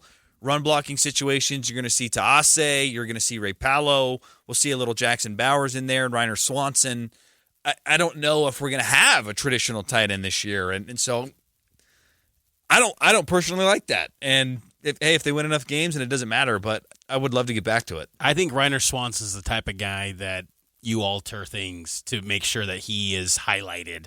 And keep in mind, too, they also add Noah Moiaki, who's back from the mission. True. He's not in spring ball too He's quick a traditional guy. But he'll be very good. He's out of American Fork. He was a high-end 3-star prospect. Nason Coleman's a preferred walk-on, but very good. There's options. Bentley Redden was a guy that had offers from SEC schools, and he's still kind of coming up through the ranks. It's going to be more project developmental base for him maybe a few years down the road, but there are options in this tight end position, and Anthony Olson, someone too that I've been kind of high on. He's in his third year in the program from Olympus High School, preferred walk-on. So there's players there, but you want to see that all. But I want to see them play 3 downs, run block and pass route, not swapping depending on the situation. Look, and I think what's great about being in a league is that you want all conference guys. What positions on offense does BYU have all Big 12 performers outside of maybe center with Connor Pay and Waylon Lapuaho at guard? I don't know who's an all Big 12 guy on the offense right now. I think Chase Roberts could be. And then after that, it's slim pickings. LJ Martin, maybe, but man, the running backs are so good in the Big 12 that if you become an all Big 12 running back, you are one of the best running backs in college football. Is LJ Martin going to be that this year? I'm hesitant to say that. So, that's kind of the threshold I look at, is that who will emerge as all Big 12 guys. I think Reiner Swanson could definitely be all freshman and maybe become an all Big 12 guy in year one, because and this league too has great tight end play. And there's a physicality piece to the Big 12 offenses that many people overlook. BYU's got to be physical. The tight ends tie into that, and you got to be great up front too on that offensive line. Let's take the break. News, traffic, and weather coming your way. We'll get back to hoops on the other side. It's Cougar Sports Saturday. It's complete. Another touchdown! Cougar Sports Saturday. A presentation of KSL Sports. Left wing for 3. He got it again! BYU Sports Talk by Cougar fans for Cougar fans. Here are your hosts, Mitch Harper and Matt Baiamonte. On Utah's legacy home of the Cougars. KSL News Radio, 102.7 FM and 1160 AM. Welcome back into Cougar Sports Saturday. Hope you're having a fantastic Saturday afternoon. KSL News Time, 1:38 p.m. It's the final Saturday in college basketball. Tomorrow, one of the best days on the sports calendar. Selection Sunday, 4 p.m. BYU will learn who and where they will play in the NCAA tournament. There's no mystery. BYU's going to be in the dance. But it's just a matter of what seed, who they will play, and what city they will play in. But it's exciting times for BYU. Yeah, it's incredibly exciting. And it's so exciting, in fact, I just didn't get that invested in the Big 12 tournament because I'm just ready to get to the real thing, where BYU's had such little success in recent years, but that's what it's all about. I feel like there's also maybe a little more hunger for the NCAA tournament this year from a BYU perspective, considering I felt this exact same way about the Yoli Childs team, and then it got taken away. Yeah. And it was so interesting talking to Jake Toulson a few weeks ago about that and just how that's still something that team thinks about, because that team was in a good position to do something just like this team is. And I'm trying hard not to let that Texas Tech loss put a wet towel on the excitement, because this team is still capable of making 14 threes. Sure. And beating someone in the round of 32 and going to the Sweet 16. Like, it's entirely in their realm of possibility. So it's a lot of fun. I can't wait for this tournament. It is going to be a lot of fun to see BYU in the NCAA tournament. It's crazy when you think about it, Matt. BYU has not played in the regular Thursday opening day of the NCAA tournament since 2014. Think about it. Their last NCAA tournament appearance was in 2021. That was the COVID year. And that was a late Saturday night in Indianapolis. It wasn't your traditional NCAA tournament format. They played in 2015. That was the first four. So they played on the Tuesday, and then they got bounced. 14 by Ole Miss. Was it Oregon? Oregon. And I want to dive into our top 5 NCAA tournament BYU memories. And I got to say, Matt, they're few and far between. Yes. Because let's call it what it is. BYU basketball deals with more heartbreak in this thing than probably celebration. But no doubt. This year, hopefully it's different for the Cougars, and they can have some celebration. Let's go over this. What's some of our top 5 BYU basketball NCAA tournament memories? And you can share some of your personal ones as well. Some of my favorite ones have actually been losses. Like, that Sweet 16 game against Florida is one of my favorite ones, even though BYU came up short. To have Jimmer Fredette struggle a little bit in that game and then just turn it on at the end of the game, and it was unfortunate they couldn't win that game, but I was on the edge of my seat. And to have them in the Sweet 16, I vividly remember racing down to the Gateway that year to buy some Nike Jimmer shirt. I don't know if you had that one. With the flag? With the American flag in the upper left corner. That was a fun year. That one's up there. Maybe sticking with that year, probably the better memory from that year is just the beatdown of Gonzaga that year and having Vern Lundquist. Oh, Jimmer! Vern, and was Bill Rafferty on that one. BYU goes, man.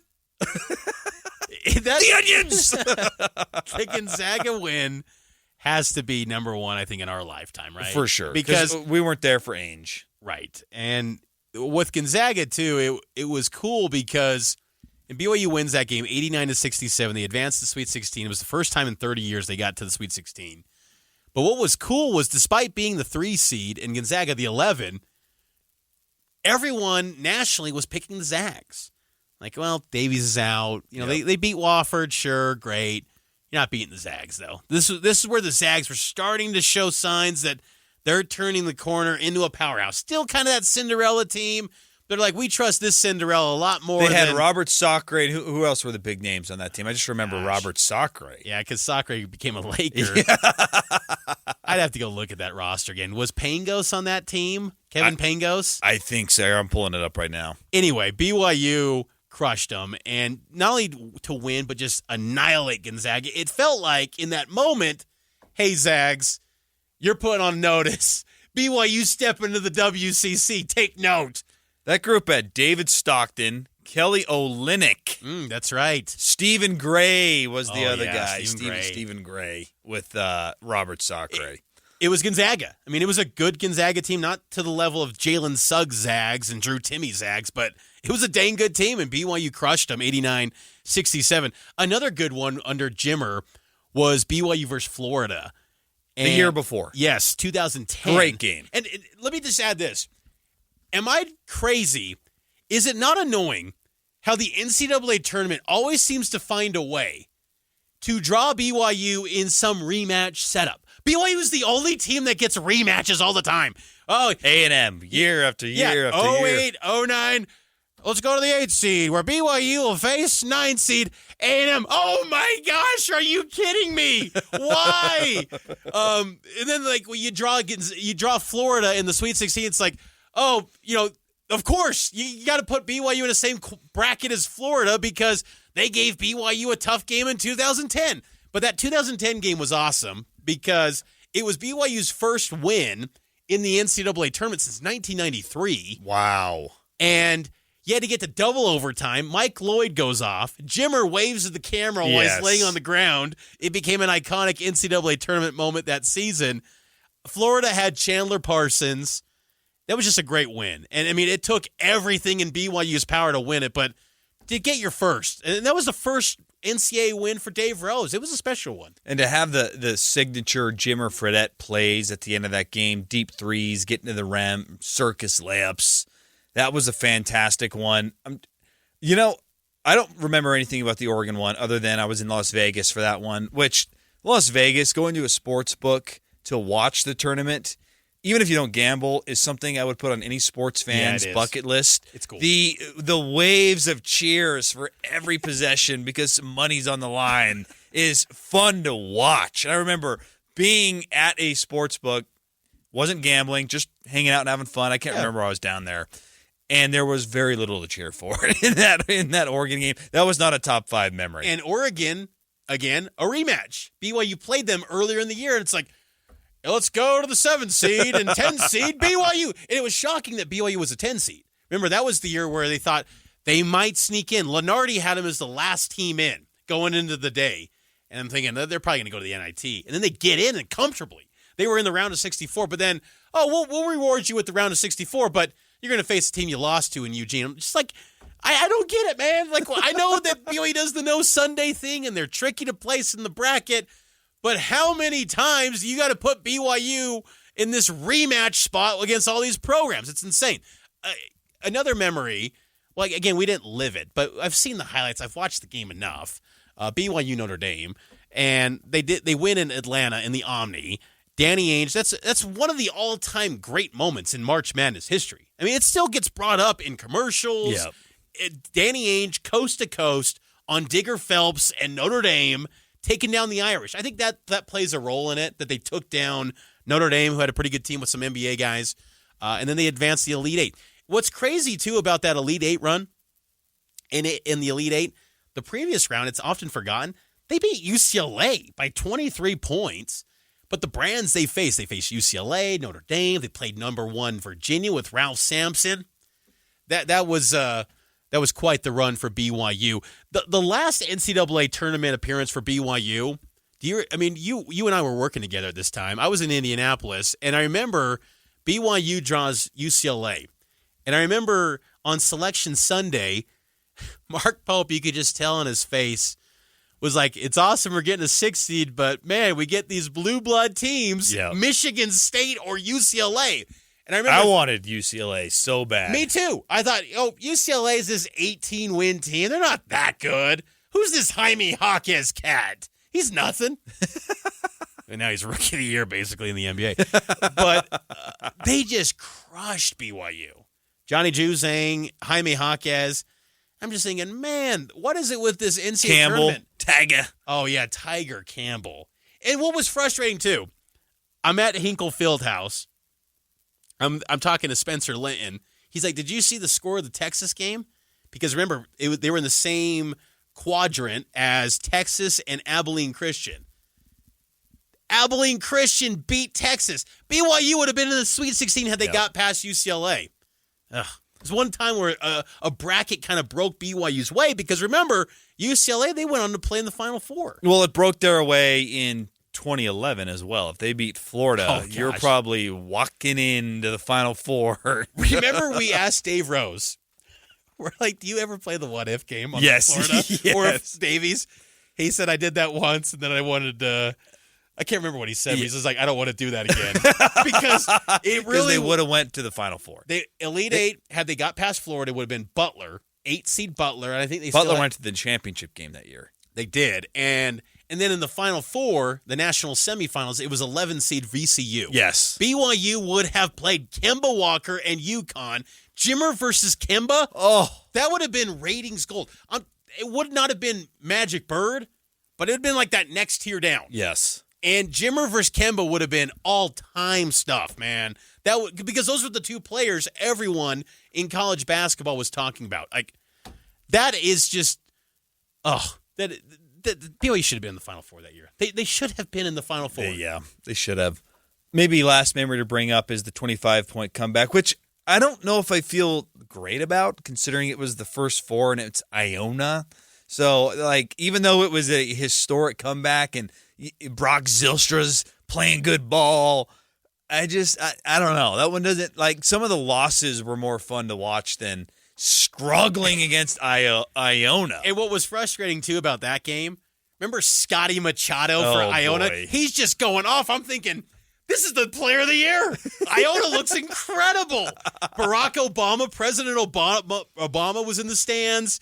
It was, and you're thinking, oh, here we go again. BYU, just in this NCAA tournament, just laying an egg. Are we going to be saying that again next week? Here we go again. I don't think so. BYU, here's a crazy stat on BYU.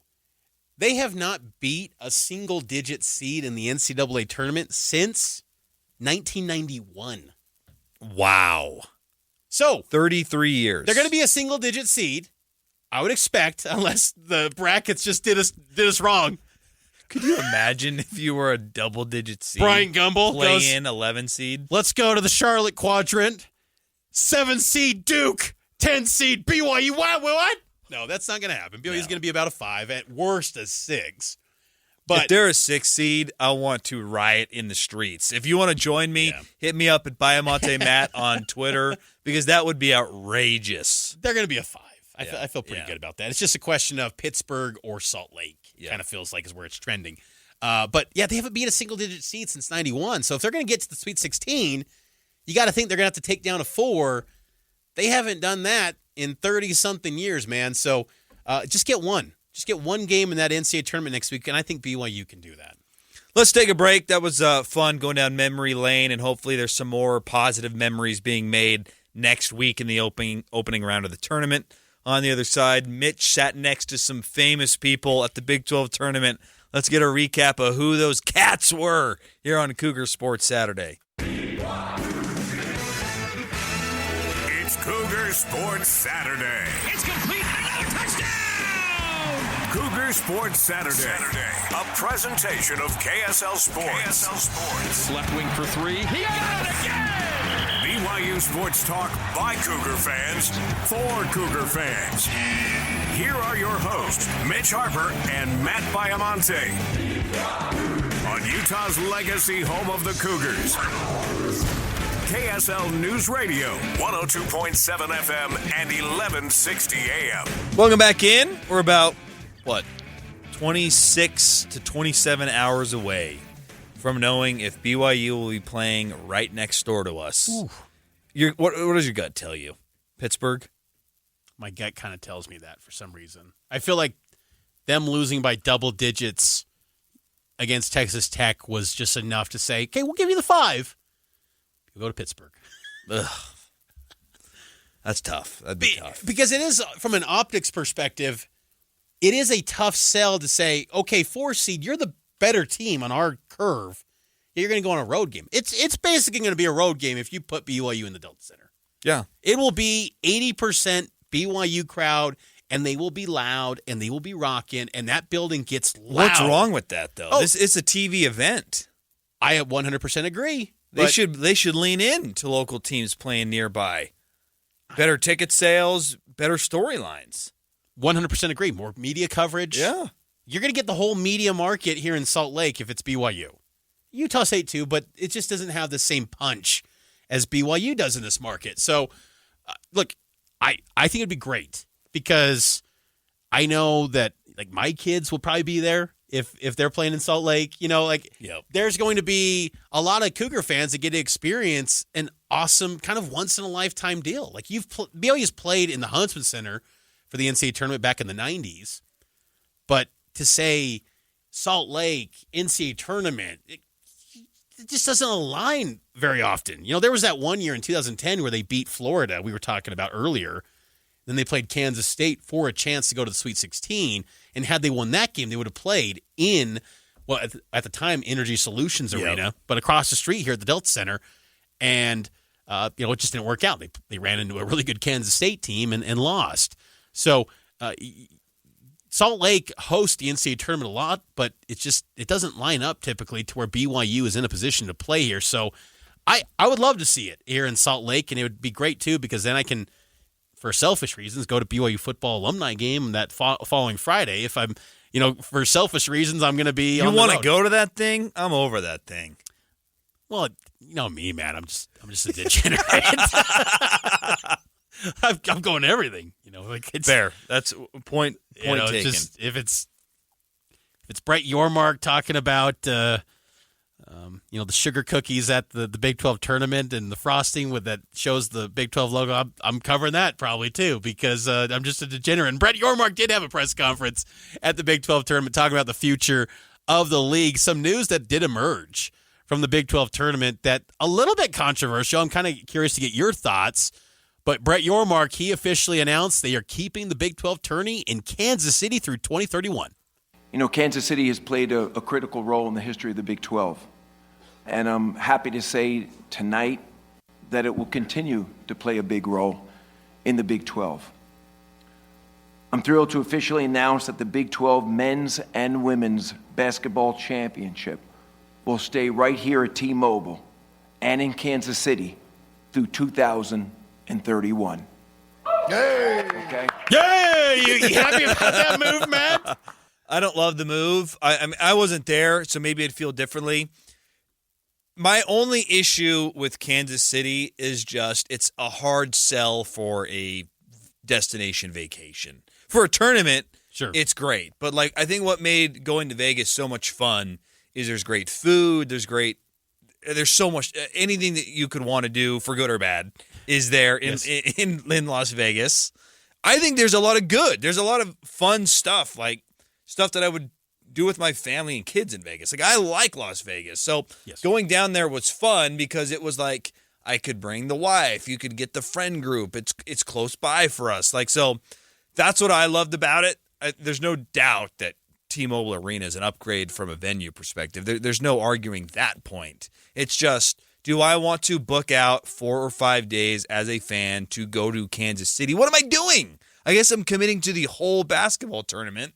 I don't know if I want to do that all that often. You're watching 4 games in a day. That's what you're going to do at Kansas City. And if you don't drink, you're probably not going to do that much.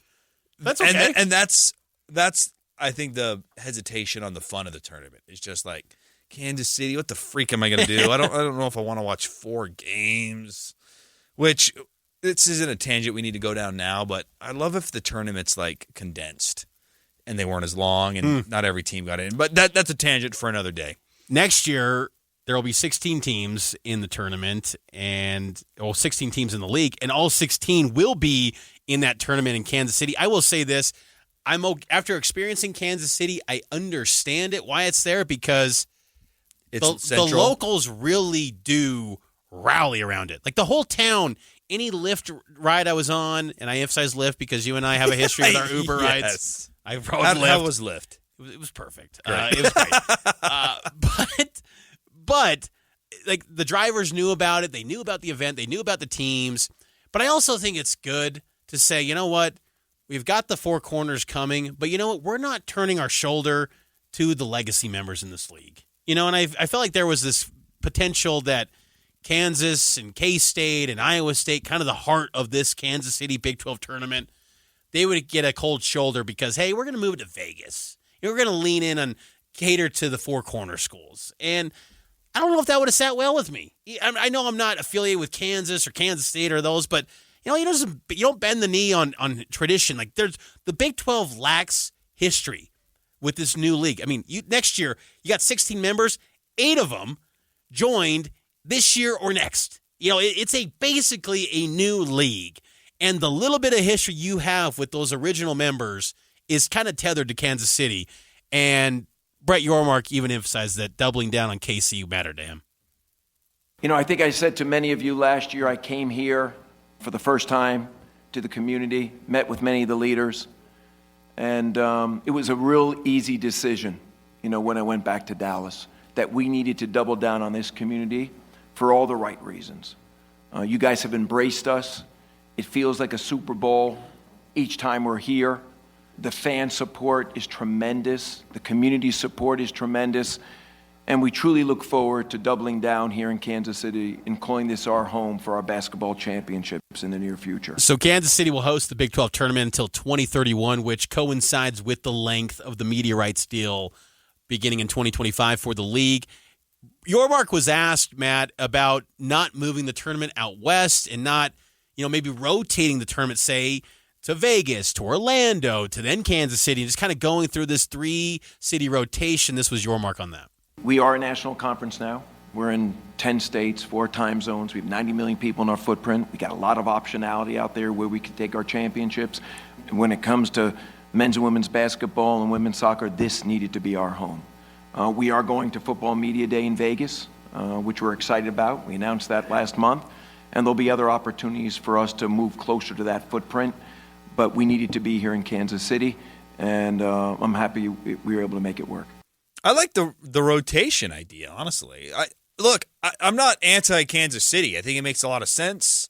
And everything that Brett Yormark said, I think, is true. And you would know better than me, having just been there. But the community does grasp onto it, and it's kind of a central point. But it would be fun to be in different areas, too, considering that just Kansas City, man, it's not. Look at where some of these other tournaments are. We're watching the SEC. That's in Nashville, man. Nashville's a cool town. Kansas City's not a cool town. Any way you slice it and dice it. The Big 12 tournament, though, in Kansas City makes a lot of money. Does it? And they've made a priority on premium seating. That's why a lot of the media, except for a couple guys and gals from the media, get to sit courtside. Everyone else is in the hockey press box because they've created premium seating. And starting next year, fans can almost have like a PSL, a personal seat license. Oh, interesting. Throughout the period of time in Kansas City to basically own a seat at the Big 12 tournament, have every single year their same spot. That can be their seat. So there's been some premium seating options. I don't think you could create that in Orlando and Vegas where there's not as much investment and not as much history kind of tied to it. There's a sign inside the T-Mobile Center, and it's permanent inside the T-Mobile Center. T-Mobile Center, home of, and it's got the logo of the Big 12, home of the Big 12. I mean, that arena doesn't host anything. There's no tenant, permanent. They got concerts, but the Big 12 is basically what makes it go, and I just think that local economy in Kansas City really rallies around. Hey, that local economy's doing just fine with Andy Reid and that football team. Look, and those people just love sports out there. I mean, I'm at the airport at Kansas City, and there's tons of people wearing Chiefs gear in the middle of March. Typically I just don't see fan gear being worn out of season from people. I mean, they just really rally around. I mean, $32 million, the expected economic impact on KC, and the money that the Big 12 makes is pretty sizable. I just think from a financial perspective, they looked at it and said there'd be more travel costs to go to Vegas, and we won't have as much support there in Vegas. I mean, we saw the Pac-12 tournament, Utah, they had the curtains up in the Pac-12 tournament upper deck. Yeah. There was curtains in that game in Utah. I think there was some tweet going around that 15 students from Utah student sections showed up for the game. I mean, for all the moaning about getting the games to Vegas, there'd be a bigger turnout from Big 12 fans. They'd still show up, but I just think that Kansas City is a good spot. I'm curious to see how the Pac-12 teams actually respond and if they do show up to KC, but Brett Yormark laid out the future of the Big 12 in that Big 12 tournament. And then the last thing, he is bullish on the future of the Big 12 with the 4 corner schools joining next August. When the time comes, we'll wish them well. We wish them good luck in the SEC. But as I've stated before, there's never been a better time to be part of this conference than right now. Our future is extremely bright, very bullish in our future. The 4 corners obviously will be joining us. We'll be a 16-team league for the first time. We've gotten stronger in football. We've gotten stronger in basketball. We've gotten stronger in Olympic sports. So life in the Big 12 has been great. No challenges this year. It's been seamless as we've integrated and begun to integrate the 4 corners. And in many respects, celebrate the contributions of both Texas and Oklahoma and what they've meant to this conference for so long. Yeah, we can move on from Texas and Oklahoma. Yeah, I love that they both had early exits. Yeah. Goodbye. See you later. Taking a break. On the other side, we'll get to BYU's bracketology breakdown. Where are all the bracketologists projecting BYU? We'll hit on that next. We're talking hoops with Selection Sunday coming your way tomorrow.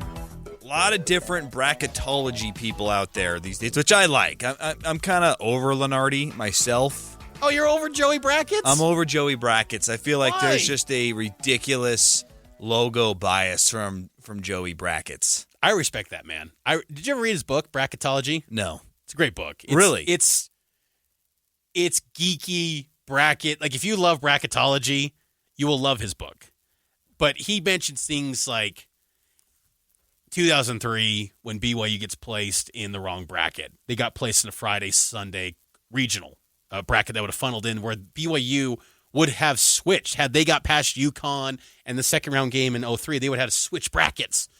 And, it was that moment where he really started to lean in on bracketology. And it's a really cool book.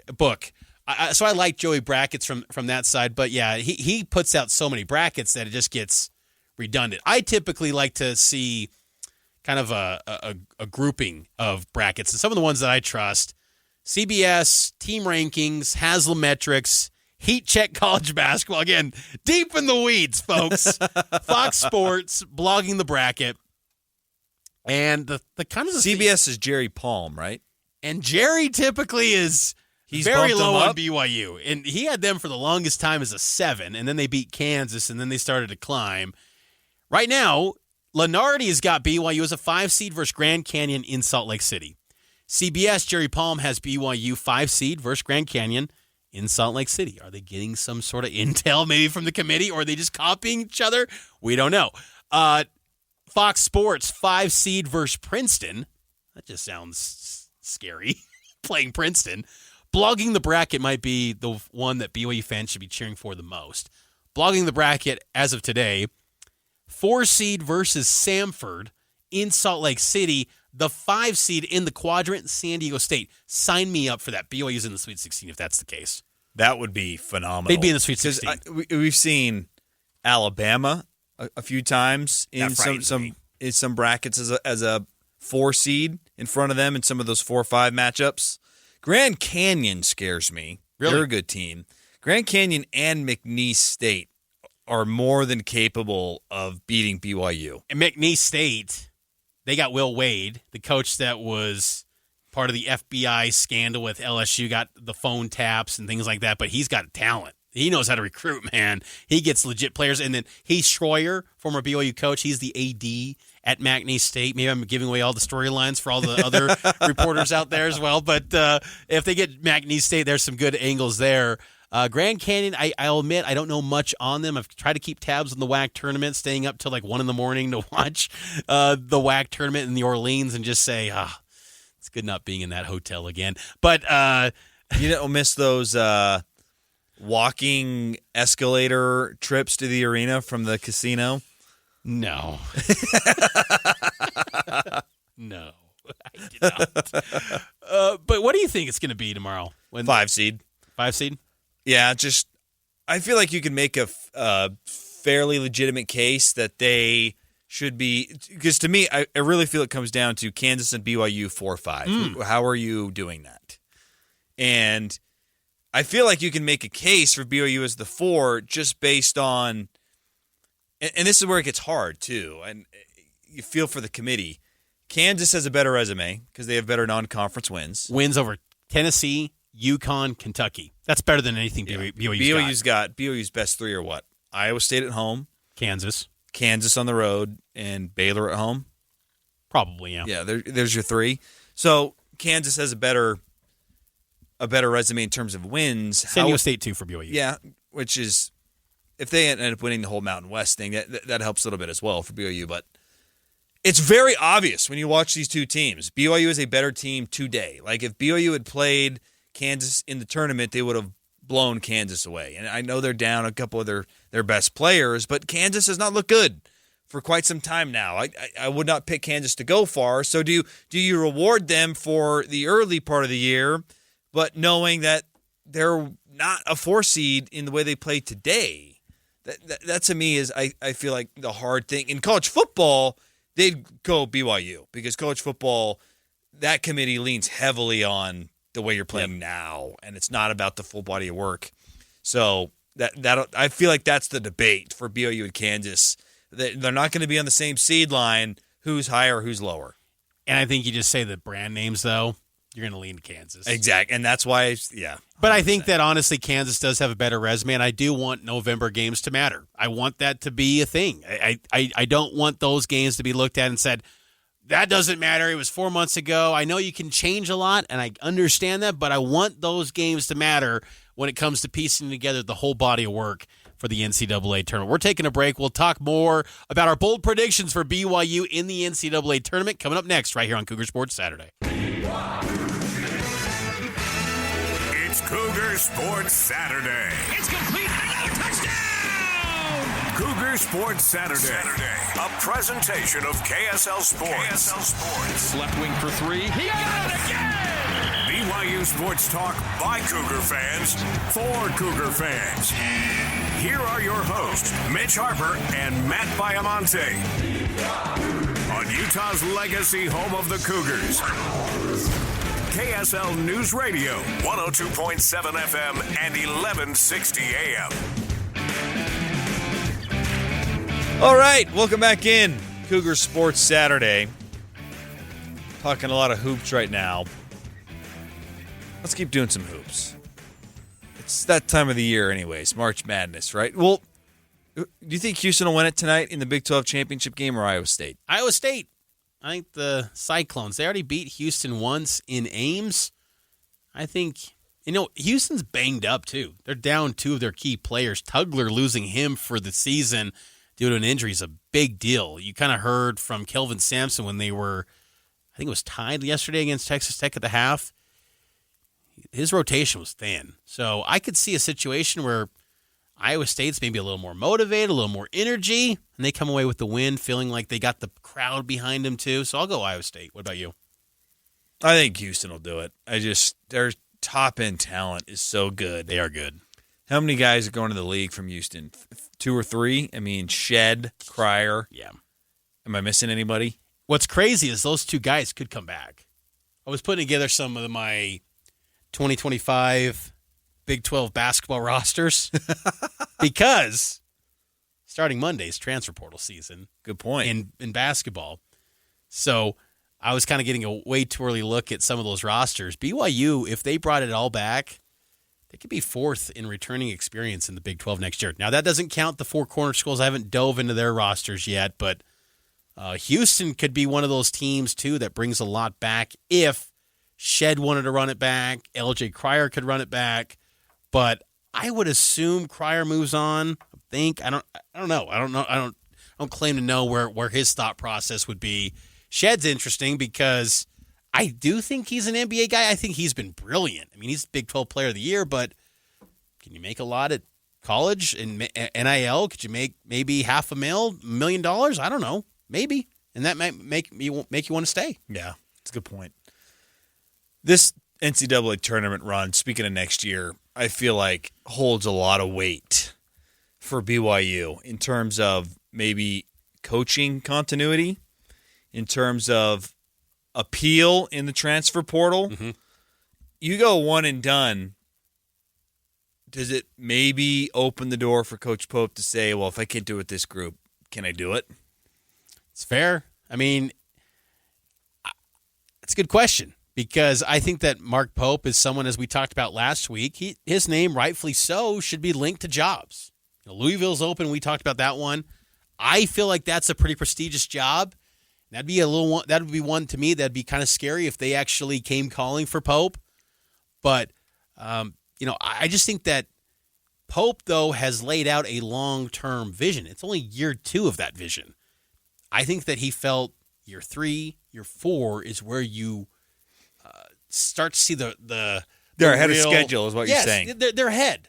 It's kind of like the Jazz in a way where it's a rebuild, but I think BYU is much farther ahead than anyone expected. So if you can just get one in this dance and get to the round of 32, man, that puts you even farther ahead. I'm not saying I'm okay with getting an exit in a 5-12 game. You don't want that. But I do think that there was always this feeling that year 3, year 4 is where it's going to really kick into overdrive because I'm telling you, next year's team could be better. I think it will be better. Even if you lose Jackson Robinson, which mentally I'm kind of forecasting next year, when I project next year's team, I kind of look at him saying he's moving on.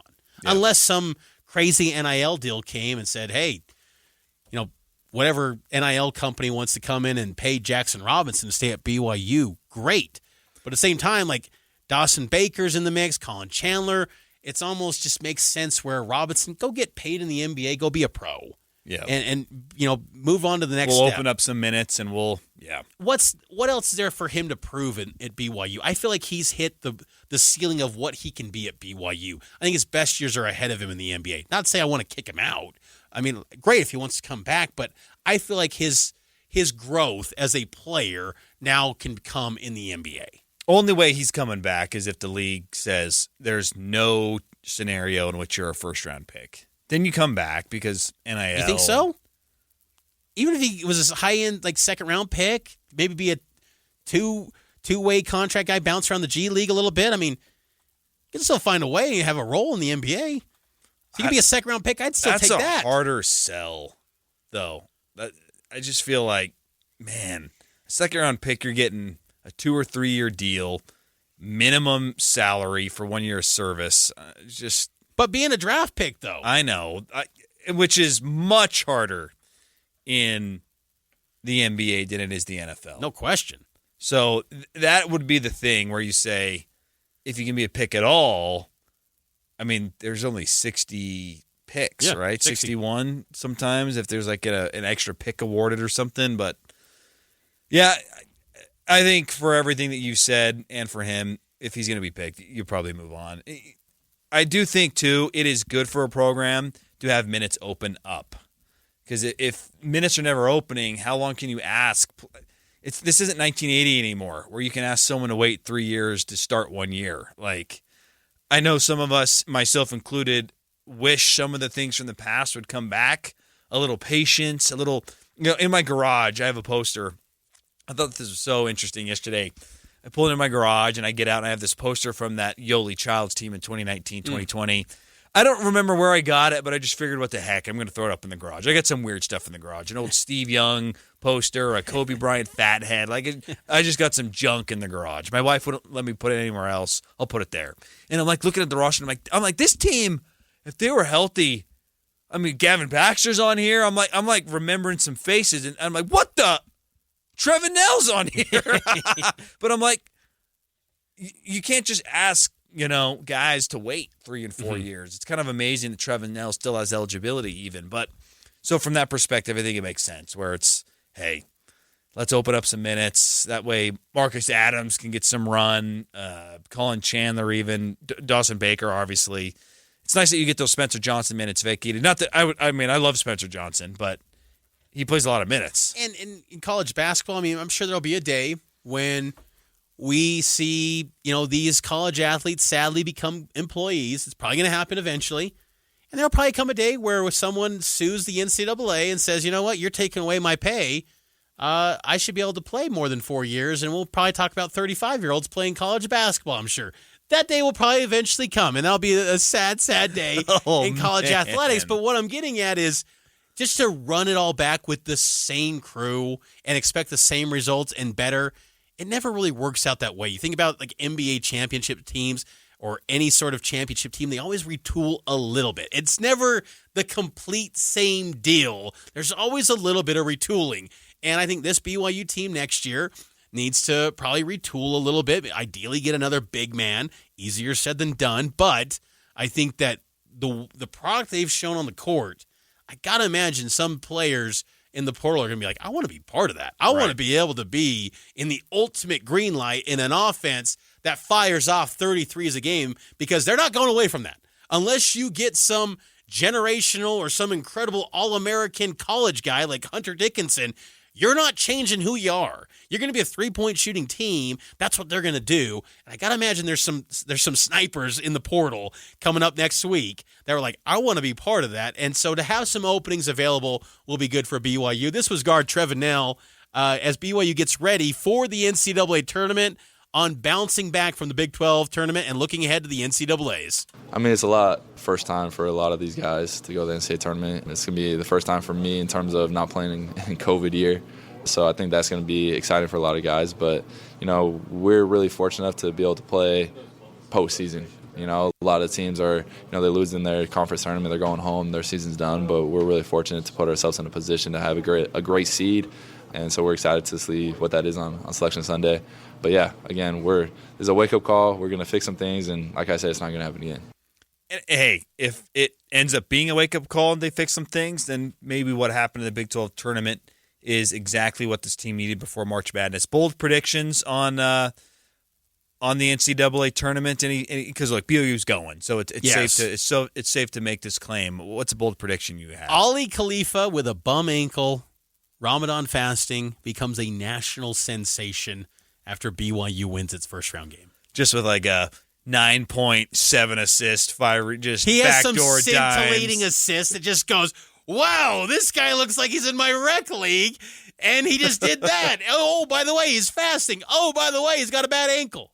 Like, it's going to be a story. I'm telling you, he's going to make some plays, and he's going to become a national sensation. My bold prediction is also on the storyline front, but I think Richie Saunders, his energy, his 3-point shooting, which, by the way, I thought he had a nice Big 12 tournament run. Even in the loss against Tech, I thought he had some nice moments there.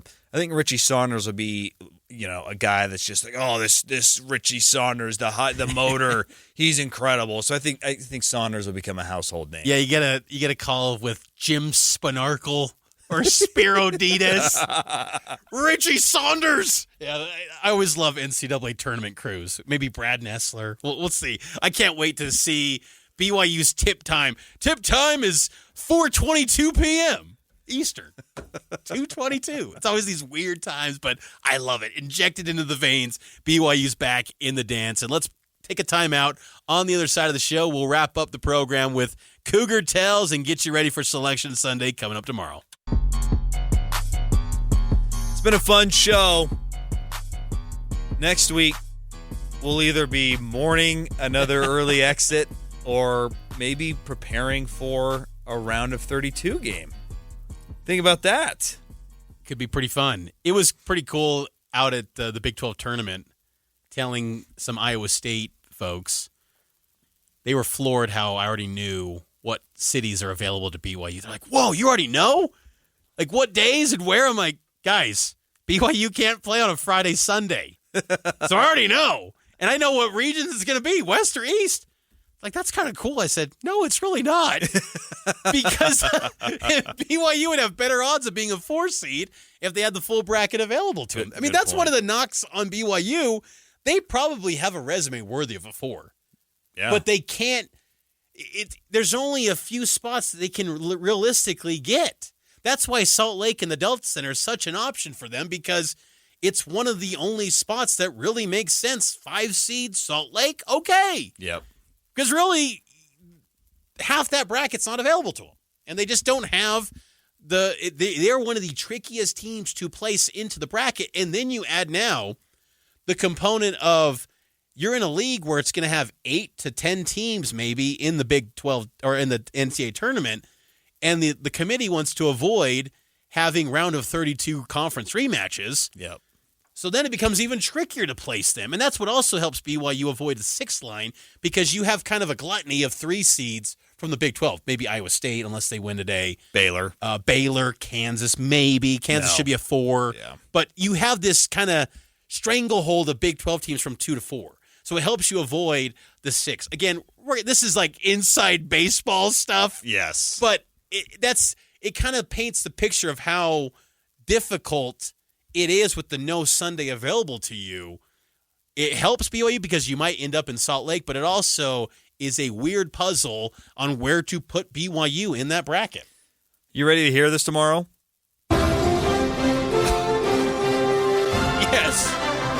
It brings a tear to my eye. Yes. When this song was debuted in 2011, it was the Selection Sunday of Jimmer's year. Yep. And I was like, whoa, this kind of changed. The song is different now. I was kind of ticked. But then I'm like, after years now of hearing this version, I'm like, I love this song now. Oh, it's so good. It's like that Christian Bale meme where you got the headphones in and you're walking into the office, like you just got this thing blaring. No one around you knows it, We're just rocking this on loop for like 3 hours straight, man. I love this song. Give me a little Luther Vandross, One Shining Moment. I just fade it down, and you can always just bring it right. Is the NCAA tournament the greatest TV product? One of. Think about. I mean, it's in the final 3 for sure. The whole nation rallies around this. Super Bowl's in there. Yeah, that's number 1. But NCAA tournament, the whole country rallies around I think this. NCAA tournament is 1, Super Bowl 2, Masters 3. That's a big one. But I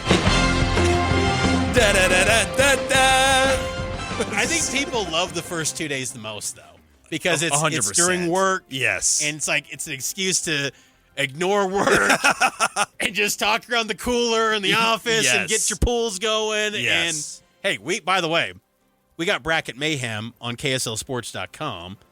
If you want to prove that you're smarter than me, get into the Bracket Mayhem on KSLSports.com and prove that you're really smarter than I am. Look, I will just warn you, I am terrible at bracket pools because I think I overthink it.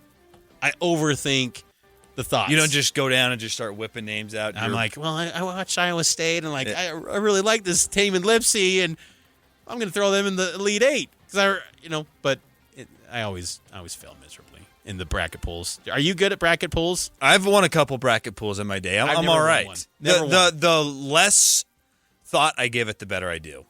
That's true. I try to go super fast as I can, except for maybe a couple that I stumble on, and then I come back to them, and I'm just like, boom, boom, boom, boom, boom, boom, boom. My son beat me last year, and he was 9, so now he's 10. So yeah, that was a real ego check at the door. I'm like, someone who's watching all this college basketball. I don't know that much. I don't know more than the third grader. Selection Sunday tomorrow at 4:30 p.m. Just had to get that in one more time. 4 o'clock, actually. 4. Oh, you're right. It starts at 4 p.m. You're right. 4 to 5. Yes. Is the window of time. It's always funny, too, when my wife asked me, what time is that selection show? I said, babe, it's the same every year. It's 4 o'clock. It's like when people ask, what time's the Super Bowl? You know what's interesting? Like 4:26 every year. Yeah. You know what's interesting, too, about this is I feel like it's actually one of the few shows that is too short. Like, yes. I would like it to be 2 hours long. Quickly. Oh, whoa. 2 hours long? Drag out the bracket announcement that long? Because the analysis, I think it's so ridiculous. It's, all right, Clark, let's look at that BYU Grand Canyon. Oh, the Lopes, they just won the WAC tournament. Okay, back. Now the 6-11 matchup. Let's go out to chat. I want it just revealed instantly. Same, and then but then I want another hour of actual breakdowns. I feel like I'm missing that. So I don't want the reveal spread out for 2 hours. Okay, I was like, whoa, I want Matt. that quick, and then I want an hour of actual breaking it down. Because I'm like, we bring out 9 people for the show, and like hardly anyone gets to say anything. And I want to hear Chuck. That's one of the great things about the tournament now is you get Charles Barkley, you get Kenny the Jet. Is Shaq part of it? I don't think Shaq's a part of it. But Chuck is always good. Could I say, too, this might be a hot take, but Gumbel's got to go. I'm ready for Ernie Johnson to reveal the bracket. I think he is. Actually, he might be out this year, though. I think he's sick. So it is Ernie Johnson. It might be, actually. Inject that into my veins, baby. Gumbel's an institution. Gumbel, I'm over Gumbel. I like Gumbel. He doesn't do anything but this. It's awesome. No, it's not awesome. Let's go out now to Chattanooga, where the... Who doesn't love Brian Gumbel saying, let's go out to the West Regional, presented by Coke Zero, and the number 1 seed, the Tennessee Volunteers. Also, a staple of Selection Sunday is when the feed cuts to the team and it's too delayed. Oh, and Grand Canyon gets in, and then they're just sitting there looking at the TV. I love it. I cannot wait. Gosh, and it matters this year to BYU. Yeah, I know. That's the best part. And look, Utah State, there's tremendous local angles from this state, and I love that. We didn't get to Cougar Tales. That's okay. If you need any more BYU coverage, go to KSLSports.com. Subscribe to the podcast. Cougar Sports Saturday. We've got you covered for Selection Sunday tomorrow. KSL Sports app, KSLSports.com. We'll talk to you Monday night. Cougar Nation, taking your phone calls at 6.